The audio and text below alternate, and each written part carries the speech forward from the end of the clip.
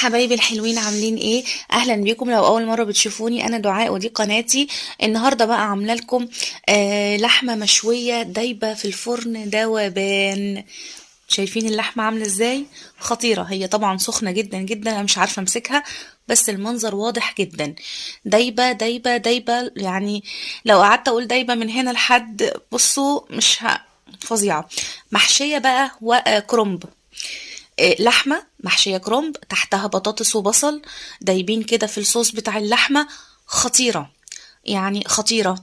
المنظر تحفة. بصوا الجمال، بصوا جمال حتة اللحمة عاملة ازاي.